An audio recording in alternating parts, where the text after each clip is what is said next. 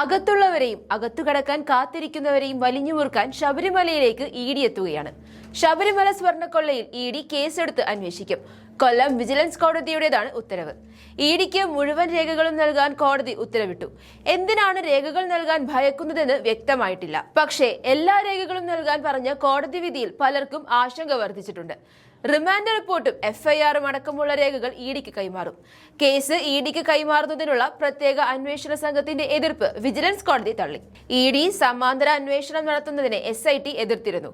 എന്നാൽ ഇതേ ദിവസം തന്നെ പ്രധാന പ്രതിയും മുഖ്യമന്ത്രിയുടെ വിശ്വസ്തനുമായ N വാസുവിനും ഇവരൊക്കെ തുടർച്ചയായി അകത്തു കിടക്കുമ്പോഴാണ് ഇഡിയുടെ വരവ് എന്നതും ശ്രദ്ധേയമാണ്.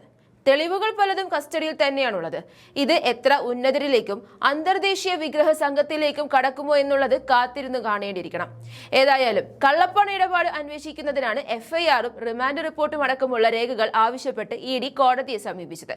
എന്നാൽ മുഴുവൻ രേഖകൾ കൈമാറുന്നതിൽ SIT എതിർപ്പറിയിച്ചിരുന്നു. ഇത് തള്ളിക്കൊണ്ടാണ് കോടതിയുടെ ഉത്തരവ്. കള്ളപ്പണ ഇടപാട് പരിശോധിക്കുന്നതിൽ എതിർപ്പില്ലെന്നും സമാന്തര അന്വേഷണം വേണ്ടെന്നുമായിരുന്നു SITയുടെ നിലപാട്. കൂടുതൽ പ്രതികളിലേക്ക് എത്താതിരിക്കാനാണോ ഇതെന്ന് സംശയിച്ചവരുമുണ്ട്. ഏതായാലും കള്ളപ്പണ ഇടപാടും അന്താരാഷ്ട്ര ബന്ധവും പിടിക്കാനാണ് ഇഡി വരുന്നത്. ഇതിലും കേരളത്തിലെ അന്വേഷണത്തിൽ ഇഡി പരാജയപ്പെട്ടാൽ അത് കേന്ദ്ര സർക്കാരിന്റെ കൂടി പരാജയമാണ്. കാരണം ഇത് വിഷയം ശബരിമലയാണ്, വൈകാരികവും വിശ്വാസവുമാണ്.